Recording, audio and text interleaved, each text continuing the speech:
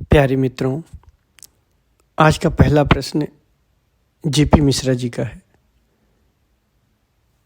इन्होंने लिखा है, भगवान आपकी कृपा से मैं उन तरंगों को देख लेता हूँ जो प्रेम और नफरत बनाती हैं, पर वहाँ अभी टिक नहीं पाता। भगवान, मैं ये भी देख पाता हूँ कि वहाँ प्रेम ना तो प्रेम है और नफरत ना तो नफरत है। वहाँ पर ऊर्जा का एक असीम आनंद है।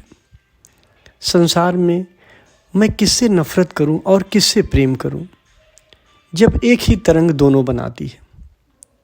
आपकी कृपा से मेरे सारे मित्र और शत्रु खो से गए हैं, पर इस महा अनुभव रूपी ज्ञान की अज्ञानता जब संसार के लोगों में देखता हूं तो करुणा पैदा होती है।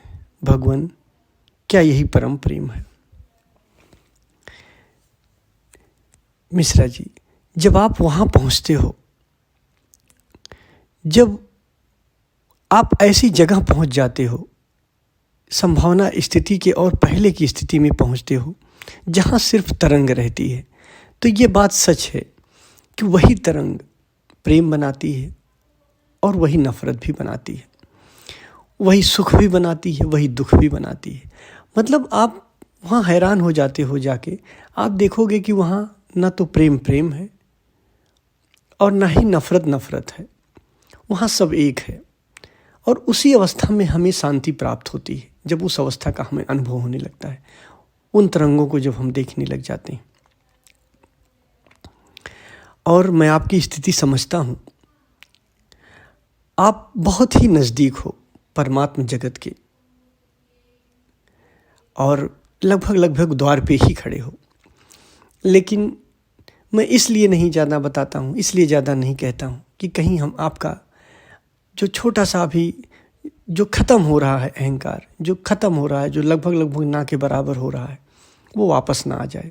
पर यहाँ आपको ध्यान रखना है, आपकी अवस्था बहुत अच्छी है, पर अपने अहंकार के प्रति सजग रहना है कि अगर ये कहता है कि मेरी अवस्था बहुत अच्छी है तो उसको देखते रहना। और सच यही है, आपके चार चक्र जगे हैं और इतने करीब हो, आप उन तरंगों को पहचान लेते हो। ये सौभाग्य है, आपकी सौभाग्य की स्थिति बहुत करीब है और प्रसन्नता होती है। कहते हैं कि गुरु फिर से मुक्त होता है जब उसका कोई शिष्य खिलता है। किसी शिष्य का जब फूल खिलता है, कोई शिष्य मुक्त होता है। संसार में मुझे कोई भी चीज़ अब ऐसी नहीं है कि जिससे मुझे प्रसन्नता हो, क्योंकि जो कुछ भी संसार में मिल सकता है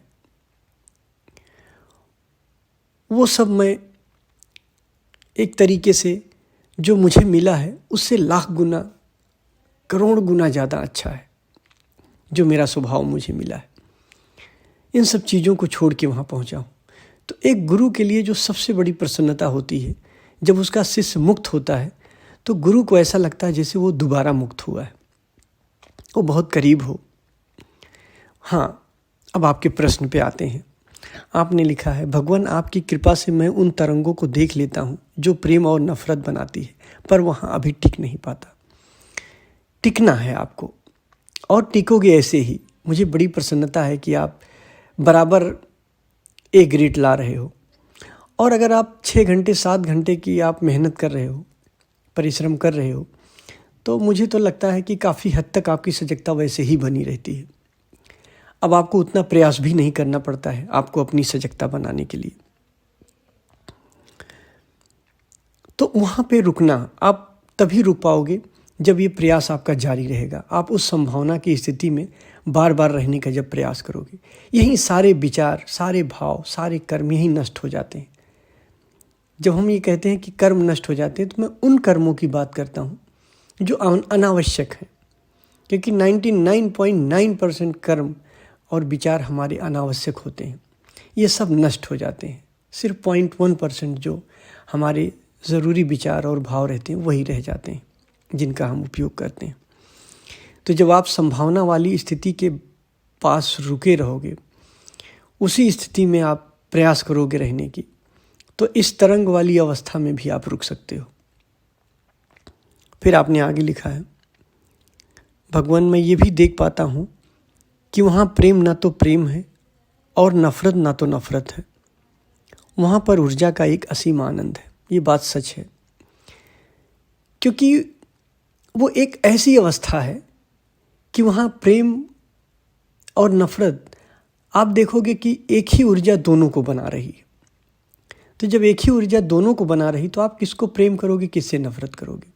तब एक परम प्रेम पैदा होता है। जब आप देखते हो कि मैं ही हूँ, नफ़रत में भी मैं हूँ, प्रेम में भी मैं ही हूँ, हर अवस्था में जब मैं ही हूँ, तो अब किससे नफ़रत करो? सब अपने हैं। इसीलिए कहते हैं कि परमात्मा या जो मुक्त होता है, जो उस परम चैतन्य तक पहुँचता है, उसके भीतर एक परम प्रेम पैदा हो जाता है।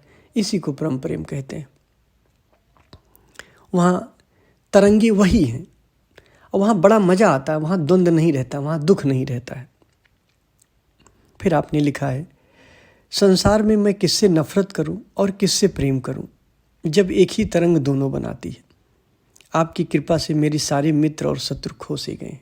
बहुत सही आपने लिखा है, और ये आपने अपने अनुभव से लिखा है कि अब आप भले बाहर मौजूद हैं, आपके मित्र भी शत्रु भी, लेकिन अंतरतम से जहाँ आप देख पाते हो वहाँ सभी खो गए। जैसे जनक नहीं कहते हैं, महल में खड़े हैं लेकिन अपने गुरु अष्टावक्र से कहते हैं, हे गुरुवर, संसार मुझसे छूट गया है, जबकि छोड़े नहीं है, महल में ही है। एक ऐसी अनुभव पैदा होता है, एक ऐसी दृष्टि पैदा होती है जहाँ सब मिट जाता है, जहाँ एक असीम अपना आनंद, अपना स्वभाव प्रकट होने लगता है। संसार में मैं किससे नफ़रत करूं और किससे प्रेम करूं, जब एक ही तरंग दोनों बनाती है। आपकी कृपा से मेरे सारे मित्र और शत्रु खो गए। बिल्कुल। फिर आपने लिखा है, पर इस महा अनुभव रूपी ज्ञान की अज्ञानता जब संसार के लोगों में देखता हूं तो करुणा पैदा होती है। हाँ, करुणा पैदा ही होगी। देखो, अगर कोई मुक्त व्यक्ति है, वो संसार में जब आता है तो उसकी कोई वासना तो है नहीं। अब उसको ज्ञान सिखाने की वासना नहीं होती है कि मैं तुम्हें ज्ञान सिखाऊं। सिर्फ करुणा से ही वो सिखाता है। वो देखता है कि मैं जिस आनंद में हूँ, मैं जिस चैतन्य की अवस्था में हूँ, जो मेरा आनंद है, संसार के सभी लोग उसी आनंद में रहें। वो सोचता है कि इतना आनंद बरस रहा है भीतर, तो लोग क्यों चूक रहे हैं? तो एक करुणा पैदा होती है। जब ये अज्ञानता लोगों में दिखती है, लोग कहते हैं कि मुझे प्रेम करो, कोई कह रहा मुझे नफ़रत कर रहा, कोई कह रहा किसी को प्रेम करो। तो जब आप इस अवस्था में पहुँचते हो तो आप हैरान हो जाते हो। आप एक जब बुद्ध से पूछते हो, किसी बुद्ध से जब आप पूछते हो कि आप मुझसे प्रेम करते हो, तो बुद्ध कहता है कि फिर तो नफ़रत के लिए भी तैयार रहो, क्योंकि नफ़रत और प्रेम दोनों एक ही धारा है, एक ही जड़, एक ही की पौधे की, कहते नहीं कि एक ही पेड़ की दो शाखाएं होती हैं। तो पेड़ वही है, तरंग वही है, दोनों को बना रही है। तो एक परम प्रेम कैसे पैदा होता है कि नफ़रत और प्रेम, ये जो हम दोनों कर रहे हैं, किससे कर रहे हैं? वो एक ही तो तरंग है, और वो तरंग मैं ही हूँ। पहली बार पता चलता है कि ये जो तरंगे नफ़रत और प्रेम बना रही हैं, वो मेरा ही स्वभाव है, मेरा ही मूल तरंग है, मैं ही हूँ। तो यहाँ किसी से न तो नफ़रत रहती है, और जो तुम प्रेम कहते हो, जिसे मोह की हम बात करते हैं, वो प्रेम भी नहीं रहता। एक परम प्रेम पैदा होता है जिसे सच्चा प्रेम कहते हैं। और ध्यान रखना, परमात्मा अगर जो प्रेम करता है वो करुणा की वशीभूति होकर करता है। वो देखता है कि एक करुणा पैदा हो जाती है कि जहाँ इतनी उठापटक है, जहाँ इतनी आग लगी हुई है, वहीं बहुत पास में एक बहुत बड़ी शीतलता आपका इंतज़ार कर रही है। एक बहुत बड़ा वृक्ष आपका इंतज़ार कर रहा है, जिसकी छाँव में आप आनंदित हो सकते हो, आप नाच सकते हो। तो आपका सौभाग्य है, आपका इंतज़ार कर रहा है। आप अपने सौभाग्य के पास आओ, उस परम तत्व के पास आओ। तो मिश्रा जी, आपकी अवस्था बहुत अच्छी है, मैं देख पाता हूँ, और मैं ये देखता रहता हूँ कि आप बराबर सजगता सही से कर रहे हो। जो आप ग्रेड लिखते हो वो भी पूरी तरीके से आप सही लिख रहे हो। और मैं ये भी देख रहा हूँ कि काफ़ी हद तक आपको मदद भी मिल रही है अब अस्तित्व से।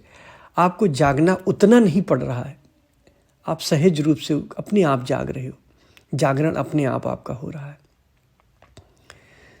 तो जल्दी ही आप परमात्मा जगत में प्रवेश करें, ऐसा मेरा आशीर्वाद है। धन्यवाद।